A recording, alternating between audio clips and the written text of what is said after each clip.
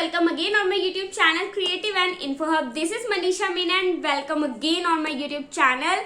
So thank you so much for 12K YouTube family. So आज की video बहुत ज़्यादा इम्पॉर्टेंट होने वाली है क्योंकि आप लोगों के हो रहे हैं एग्जाम स्टार्ट और एक क्वेश्चन जो आप सबके मन में आता है वो होता है कि कितने पन्ने भरने हैं, कितने मार्क्स के क्वेश्चन के लिए हमें कितने पन्ने मिनिमम भरने होते हैं, है ना आपके मन में भी यही क्वेश्चन। तो यस गाइज, आज की मेरी ये वीडियो देखने के बाद आपका ये क्वेश्चन एकदम ख़त्म हो जाएगा। आज की इस वीडियो में आपका इसी का आंसर करने वाली हूँ, तो वीडियो को अंत तक ज़रूर देखना। अच्छी लगे तो लाइक करना, कमेंट करना और शेयर तो ज़रूर करना। तो स्टार्ट करते हैं आज की वीडियो।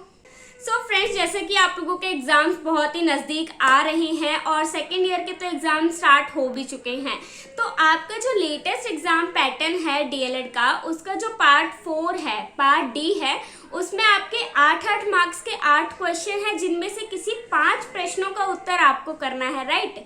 उसके अलावा बात करें पार्ट 3 की, तो पार्ट 3 आपके 3 मार्क्स के क्वेश्चन हैं। अगेन आपको 8 में से किन्हीं 5 प्रश्नों के उत्तर देने हैं। तो इस वीडियो में मैं आपको बताऊंगी कि आपको उन प्रश्नों का उत्तर कितने पन्नों में और कैसे देना है। आपको ये भी बताऊंगी कि किस तरीके से आपको आंसर फ्रेम करना है ताकि एग्जामिनर पे अच्छा इम्पैक्ट पड़े, आपको अच्छे मार्क्स मिले। सबसे पहले स्टार्ट करते हैं 3 मार्क्स के क्वेश्चंस के लिए कि 3 मार्क्स के क्वेश्चन को आपको किस तरीके से लिखना है। तो 3 मार्क्स का जो क्वेश्चन होता है वो एक शॉर्ट आंसर टाइप क्वेश्चन होता है, टू द पॉइंट पूछा जाता है और सिंपल आपका एक ही क्वेश्चन होता है। एक ही क्वेश्चन पूछते हैं और आपको उसी को आंसर करना होता है। फॉर एग्जाम्पल, फर्स्ट ईयर में सीडीपी का एक क्वेश्चन ले लेते हैं कि differentiate between growth and development. ठीक है, वृद्धि और विकास के बीच का अंतर स्पष्ट कीजिए। 3 मार्क्स में आपसे पूछा गया है। तो सबसे पहले तो आप बताएंगे कि वृद्धि क्या होती है, ग्रोथ क्या होती है, राइट। उसके बाद आप बताएंगे कि डेवलपमेंट क्या होती है। इन दोनों को आप बताएंगे कि ये होता क्या है। ज़्यादा नहीं, 2-2, 3-3 लाइन में आप इनको एक्सप्लेन कर देंगे। उसके बाद नीचे आप प्रॉपर एक टेबल बनाएंगे। एक साइड आप ग्रोथ लिखेंगे, एक साइड आप डेवलपमेंट लिखेंगे, क्योंकि आपका मेन क्वेश्चन यही है कि differentiate between growth and development. तो आपको उसमें मिनिमम 4 पॉइंट लिखने हैं। 3 मार्क्स के क्वेश्चन के लिए आपको मिनिमम 4 पॉइंट लिखने ही लिखने हैं। 3 मार्क्स के लिए इतना बहुत है। अब आप पूछेंगे कितने पन्ने भरने हैं, तो देखो आई थिंक सो, क्योंकि जो आपकी आंसर शीट होती है वो ऐसे रेक्टेंगल टाइप की होती है जैसे कि यूट्यूब की स्क्रीन होती है, और उस शीट के आप राइट साइड में भी मार्जिन बनाते हैं और इस साइड में भी मार्जिन बनाते हैं। तो आपके पास बीच का इतना पार्ट बच जाता है जिसमें आप आंसर करते हैं। तो उसमें आपको सबसे पहले आप लिखते हैं क्वेश्चन नंबर 5, ठीक। उसके बाद आप लिखेंगे ग्रोथ। आपने ऊपर ऐसे ग्रोथ लिख दिया, फिर उसके नीचे वाली जो लाइन होती है, जैसे आपने यहाँ पे लिखा ग्रोथ, फिर उसके नीचे वाली लाइन से आप उसको एक्सप्लेन करते जाएंगे, ठीक। फिर आप एक लाइन छोड़ेंगे, फिर आप हेडिंग देंगे डेवलपमेंट, फिर उसके नीचे वाली लाइन से आप डेवलपमेंट एक्सप्लेन करेंगे। उसके बाद आप एक लाइन छोड़ के प्रॉपर टेबल बनाएंगे और डिफ्रेंशिएट वाले जो आपके पॉइंट्स हैं आप उनको लिखेंगे। अगर आपके पास टाइम है, अगर आप एग्जाम्पल्स डालना चाहते हैं तो वेल एंड गुड, आप पर पॉइंट के साथ बीच में एक एग्जाम्पल डाल सकते हैं, ठीक। आपने एक पॉइंट ऐसे लिखा, पॉइंट के बीच में आप जी ऐसे शॉर्ट में लिखेंगे, फिर उसके बाद आप एग्जाम्पल सेंटर में लिखेंगे ताकि वो एग्जाम्पल हाईलाइट हो कि आपने एग्जाम्पल भी लिखा है। तो इस तरीके से 3 मार्क्स के क्वेश्चन के लिए आपके 2 पेज इनफ हैं। 2 पेज मतलब फॉर एग्जाम्पल ये मेरा जो हाथ है ये पेज है, समझ लेना। तो इस साइड भी आप लिखेंगे और बैक साइड भी, फ्रंट एंड बैक 2 पेज हो गए। अगर आप सिंगल साइड से काउंट करें तो 1 सिंगल पेज आपके 3 मार्क्स के क्वेश्चन के लिए इनफ है। आपको उसमें ज़्यादा कुछ नहीं लिखना है, क्योंकि अगर आप सिर्फ एक ही क्वेश्चन में पूरा एक्सप्लेन कर देंगे तो आपके जो 8 मार्क्स के क्वेश्चंस हैं वो आपका छूट जाएगा और आपको क्वेश्चन नहीं छोड़ना है एक भी, ठीक है। बढ़ते हैं नेक्स्ट आगे वीडियो में, बात करते हैं 8 मार्क्स के क्वेश्चंस के लिए। तो 8 मार्क्स के क्वेश्चन को समझाने के लिए एक क्वेश्चन उठा लेते हैं। तो सेकेंड ईयर के सोशल स्टडीज एजुकेशन का एक क्वेश्चन है कि सोशल स्टडीज जो आपका सब्जेक्ट है वो किस तरीके से बाकी के सब्जेक्ट के साथ इंटरकनेक्ट करता है, किस तरीके से वो रिलेट करता है।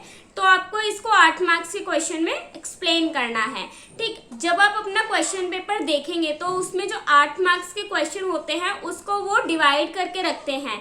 एक लॉन्ग आंसर टाइप क्वेश्चन होता है, उस एक क्वेश्चन के अंदर ही आपसे मिनिमम 3 या 2 क्वेश्चन पूछे जाते हैं। तो आपको उसी को ध्यान से देखना है कि उस क्वेश्चन के अंदर कितने पार्ट हैं और पर पार्ट कितने मार्क्स कैरी करता है। तो उसमें प्रॉपर ऐसे दिया होता है कि अगर 2 क्वेश्चन पूछे तो 4 + 4 8 मार्क्स, इस तरीके से। तो आपको उसके अकॉर्डिंग आंसर करना है। तो हमने एक क्वेश्चन लिया कि रिलेशन ऑफ सोशल स्टडीज बताना है बाकी के सब्जेक्ट के साथ। तो सबसे पहले तो आप बताएंगे कि सोशल स्टडीज कहाँ से आया, कैसे उसका नामकरण हुआ, उसका हिस्टोरिकल बैकग्राउंड क्या है। आपके बुक में दिया हुआ है और मैंने भी आपको समझाया, तो आप शॉर्ट में आप उतना बताएंगे। उसके बाद आप बात करेंगे कि एनसीएफ 2015 में सोशल स्टडीज़ के बारे में क्या कहा गया है, आप उतना बताएंगे। और आई थिंक इतने के लिए आपका 1 पेज भर जाएगा, क्योंकि आप मार्जिन भी बनाते हो, बीच में इतनी सी जगह रहती है, तो इतना इनफ होता है। उसके बाद आप बात करेंगे कि फ्लो चार्ट बनाओ। सबसे बढ़िया होता है पन्ने भरने की निंजा टेक्निक। फ्लो चार्ट बना दो। एक जो फ्लो चार्ट होता है वो पूरा 1 पेज ले जाता है। तो बीच में आप ऐसे सोशल स्टडीज करके सर्कल, फिर उसके ऐसे ऐसे ऐसे ऐसे करके बहुत सारे फ्लो चार्ट सब्जेक्ट्स बना दो। फिर अब आपके मन में आएगा कि यार सिर्फ ऐसे फ्लो चार्ट बना दिया पूरे पेज पे खाली, यही वो खाली खाली नहीं लगेगा। तो लगेगा। तो आपको क्या करना है कि सोशल स्टडीज ऐसे एरो लगा के आपने लिखा मैथ्स। तो मैथ्स के अंदर आप किन किन पॉइंटर्स की बात कर रहे हैं, आप शॉर्ट में सिर्फ एक वर्ड में वो पॉइंट्स लिख दें, सिर्फ वर्ड में। उसके बाद आप हिंदी से कनेक्ट कर रहे हैं तो हिंदी लिखा, फिर हिंदी से आप क्या क्या कनेक्शन है सोशल स्टडीज का वो लिख दीजिए। ऐसे आपको अपने पूरे आंसर का जो एक फ्रेम है वो डायग्राम के थ्रू, फ्लो चार्ट के थ्रू अपने एक पेज पे दिखाना है। उसके बाद आपके 2 पेज भर जाएंगे, इसमें फ्रंट एंड बैक से 2 पेज भर गए। उसके बाद 3rd पेज पे आप हेडिंग डालेंगे कि social studies with mathematics. Heading डाली, अंडरलाइन किया। उसके नेक्स्ट लाइन से आप पॉइंट्स में लिखेंगे। कैसे? पॉइंट्स में आपने लिखा, एक्सप्लेन किया, फिर पॉइंट के सेंटर में बीच में नेक्स्ट लाइन से आप लिखेंगे एग्जाम्पल। उसके बाद आप एग्जाम्पल। तो इस तरीके से मान लीजिए आपने सोशल स्टडीज़ को 5 सब्जेक्ट के साथ कनेक्ट किया, तो आप 5 सब्जेक्ट के अंदर मान लीजिए आप 3-3 पॉइंटर्स भी लिख रहे हैं, तो 3-3 पॉइंट, फिर उनके एग्जाम्पल। तो आपके आराम से 6 पन्ने भरेंगे। 6 पन्ने इन द सेंस 3 पन्ने, अगर मैं सिंगल साइड से काउंट करूँ तो 6-7 पन्ने आपके आराम से भरेंगे। और कई बार क्या होता है, हमें बहुत अच्छे अच्छे एग्जाम्पल याद आते हैं, तो आप वो लिख सकते हो। तो शीट्स की आपको चिंता नहीं करनी है, आपको अच्छा कंटेंट लिखना है।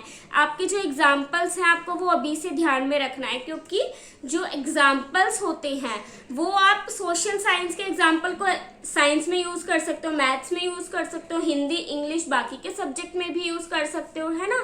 टॉपिक्स तो वही है, सेम।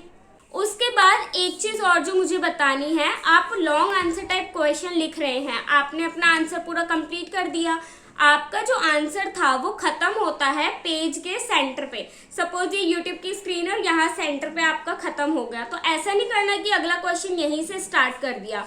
नेक्स्ट पेज से आपको न्यू फ्रेश पेज से अपना आंसर स्टार्ट करना है। और जब आप क्वेश्चन पेपर को अटेम्प्ट कर रहे हैं, आपको क्वेश्चन पेपर मिल रहा है, तो सबसे पहले 5 मिनट अच्छे से क्वेश्चन पेपर को रीड करें कि आपसे पूछा क्या जा रहा है। उसके बाद पेंसिल से, वैसे तो अलाउड नहीं होता बट इतना कोई ध्यान भी नहीं देता, फ्रैंकली बोल रही हूँ, तो हल्के हल्के पॉइंट्स आप वहाँ पे लिख ले पेंसिल से, क्योंकि जब हम लिखते जाते तो पॉइंट हमसे मिस हो जाते हैं, तो इसलिए वो मिस ना हो तो उन्हें लिख ले हल्का हल्का। उसके बाद आप एग्जाम्पल्स को ध्यान रखें कि आप किस क्वेश्चन में क्या एग्जाम्पल डालेंगे, क्या, ताकि आप वो जो 5 मिनट पहले हैं आप उसमें प्लान कर लें कि आपको कौन कौन से आंसर अटेम्प्ट करने हैं, कौन कौन से एग्जाम्पल लिखने हैं, तो फिर आपको इजी होगा, बाद में सोचने में अपना टाइम वेस्ट नहीं करेंगे। ठीक है। इसके बाद आज की इस वीडियो की लास्ट पॉइंट जो मुझे आपसे बात बोलनी है वो है कि आपको क्वेश्चन पेपर स्टार्ट कैसे करना है। आपको हमेशा पार्ट 4 से स्टार्ट करना है, जो आपका लॉन्ग आंसर टाइप का सेक्शन है आपको उससे स्टार्ट करना है, क्योंकि उसमें आपको डिटेल में, ब्रीफ में आंसर लिखना होगा। अगर आप पहले उसको कंप्लीट कर लेते हैं तो आपके क्वेश्चन पेपर का बड़ा पार्ट पहले कंप्लीट हो जाएगा।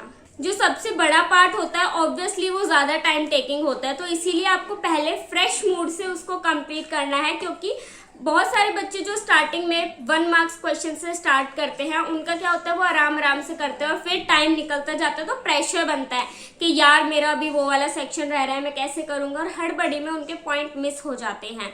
तो इसीलिए आपको पहले 4th वाला पार्ट स्टार्ट करना है, ताकि जल्दी जल्दी भी रहे तो एटलीस्ट आपके 1 मार्क्स क्वेश्चन बचे, 8 मार्क्स का क्वेश्चन ना बचे। और ट्रस्ट में आपका 1 मार्क्स का क्वेश्चन भी नहीं बचेगा, क्योंकि वो एमसीक्यू टाइप क्वेश्चन होते हैं। पार्ट फर्स्ट और पार्ट सेकंड आपका एमसीक्यू टाइप क्वेश्चन है, क्वेश्चन नंबर डाला, करेक्ट आंसर ABCD जो है वो लिख दिया, इनफ है। तो इस तरीके से आपको टाइम मैनेजमेंट आना चाहिए और परेशान नहीं होना है, बी पॉजिटिव रहना है।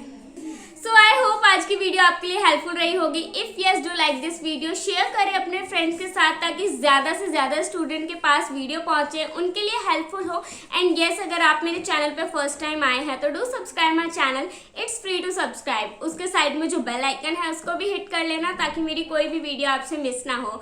मिलते हैं नेक्स्ट वीडियो में एक और न्यू और इन्फॉर्मेटिव वीडियो के साथ। बाय।